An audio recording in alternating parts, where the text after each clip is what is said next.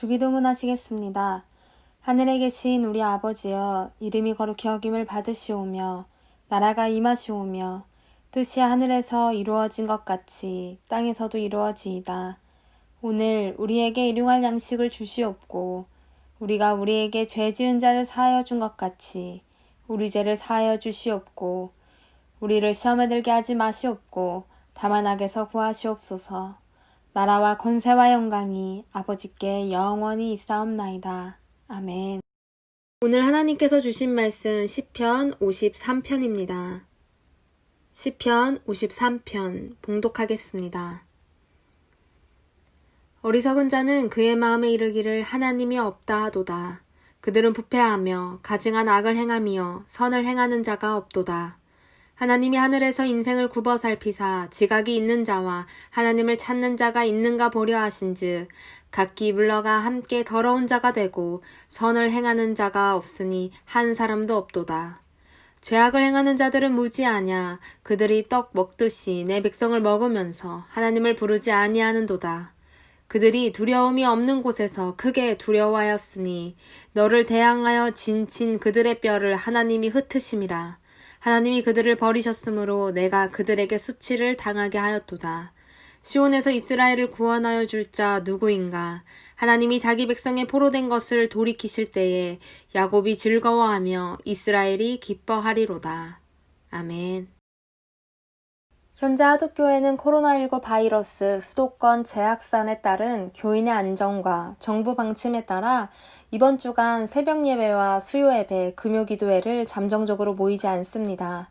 그리하여 오늘부터 금요일까지의 새벽 예배는 예배 시간에 맞춰서 온라인 예배로 전환하여 드리실 수 있으십니다. 여러 가지로 예배드리기 어려운 시기이기도 하지만 이럴 때일수록 하나님 앞에 더욱 마음을 모아 삶의 자리에서 주님을 찾고 만나는 귀한 믿음의 시간들을 가지시기를 기도합니다. 하나님 앞에 마음이 모이지 않은 인생은 늘 흔들리고 불안할 뿐입니다. 성도님들 가운데 삶의 모습 속에서 하나님을 배제하고 그분을 외면하여 선택하고 결정하는 모습이 있지는 않으신가요? 하나님 앞에 살아가는 인생이라는 사실을 잠깐이라도 잊을 때 우리는 어리석어집니다. 오늘 1절 말씀을 보십시오. 어리석은 자는 그의 마음에 이르기를 하나님이 없다고 고백합니다. 즉, 하나님을 떠나서 우리가 하는 행동과 선택은 모두 어리석은 죄인의 모습일 뿐입니다. 더 나아가 우리가 하나님 없이 선택하고 결정하고 만나고 일으키는 모든 일들은 부패하며 가증한 악을 행하는 일이 될 수 있다는 것이죠. 주님 없이는 단 1%의 가능성도 없는 것이 우리들의 삶 아니겠습니까? 그런데도 우리는 하나님 앞에 기도하며 나의 문제를 아뢰고 그분이 바라시는 뜻을 바라며 선택하고 나아가기보다 하나님 없이 말하고 행동하고 선택할 때가 참 많습니다. 이것이 정말 가슴 아픈 현실이죠. 하나님도 그런 우리들의 삶을 아시는 듯 2절과 3절 어떻게 말씀하시나요? 하나님이 하늘에서 인생을 굽어 살피사 누구를 살펴보시냐면요. 하나님을 찾는 예배자가 어디 있는지 찾고 계신다는 것입니다. 그러나 이 수많은 교회에서 예배라는 형식 안에 모여있는 우리들 가운데 하나님을 찾는 하나님께서 찾으실 만한 예배자가 있는 것이 아니라 함께 이 세상에 때 묻어 더러운 자가 되고 선을 행하기보다 감정적으로, 이기적으로 악을 행하는 자들밖에 없다고 하나님 지금 말씀하시는 것입니다. 하나님이 찾으실 만한 자가 한 사람도 없다고 하십니다. 이처럼 마음 아픈 일이 어디에 있겠습니까? 여러분, 주님이 지금 이렇게 내 인생을 살펴보신다면 우리는 주님이 찾으실 만한 예배자가 맞습니까? 하나님은 여전히 우리의 삶을 살펴보고 계십니다. 우리 인생 가운데 하나님이 없는 것처럼 살아가는 흔적이 모두 사라져야 해요. 우리는 하나님이 살아계신 인생으로 주님이 살펴보시는 그 부분에 적합한 믿음의 신자들이어야 합니다. 이 땅에서 우리가 남겨둘 것은 살아계신 하나님 앞에서의 믿음 하나라는 사실을 잊지 마십시오. 그렇다면 우리가 언제 하나님을 생각하지 못하고 마치 하나님이 없는 듯 교만하게 결정하고 어리석은 판단을 하며 살아가는 것일까요? 저는 이 부분을 묵상할 때 이런 마음을 주님께서 주셨습니다. 우리가 예배 드릴 때가 아니라요. 우리가 일할 때가 문제라는 사실을 깨닫게 하셨어요. 이 땅에서 살아가면서 열심히 살아간다고 무언가를 할 때 저마다 내가 하늘에 속한 사람이란 사실에서 멀어져 이 땅이 전부인 양 그 사람에게 몰두하고 지금 내게 주어진 이 환경에 낙심하며 실수할 때가 발생한다는 것이죠. 하나님께서는 우리를 이 땅에서 어떻게 살아가라고 만드셨습니까? 주님은 우리가 일하는 자가 되라고 만드신 것이 아닙니다. 주님께서는 가장 먼저 우리를 예배자로 만드셨어요. 저는 여러분들에게 이 순서가 정말 중요하다는 것을 말씀드리고 싶습니다. 하나님을 나타내고 하나님을 진심으로 믿고 그분 앞에서 살아가는 예배자가 내가 되는 것이 먼저이고 그 다음에 나는 이 땅에서 일하는 자가 되어야 한다는 사실입니다. 내가 지금 예배자가 되지 않고 일하는 자가 먼저 되어 있다면 거기서부터 문제가 시작된다는 것이죠. 어리석은 누군가는 이 중요한 첫 번째 예배자가 돼야 한다는 순서를 잊어버리고 이 땅에서 나로 살아가는 것, 내가 일하는 것에 너무 최선을 다할 때가 있습니다. 그 사람을 만나서 해야 하는 일, 내가 오늘 감당해야 하는 일, 내 감정대로 처리해도 되는 일, 등등 내가 맡고 있는 이 일이 어느덧 예배자로서의 사명보다 더 커져서 하나님을 잊어버릴 때가 있는 것 같습니다. 그러니까 점점 신앙생활을 할수록 노련하게, 신앙생활이 길어질수록 노련하게 하나님을 내가 필요할 때만 찾고 주일이 되면 예배드리고 마는 그렇게 일하는 자가 먼저 되고 예배자가 나중이 되는 이 인생을 살아가는 것이 아니겠습니까? 사랑하는 성도 여러분, 하나님께서는 우리가 필요할 때만 찾고 주일만 찾는 그러한 분이 아니십니다. 우리가 정말 예배자로 먼저 살아가기를 결정하고 결단했다면 우리는 살아계신 하나님을 향한 믿음이 내 안에 우선이 되어야 하고 그분의 영광을 나타내는 전심의 예배자로 인생을 살아가게 되어 있습니다.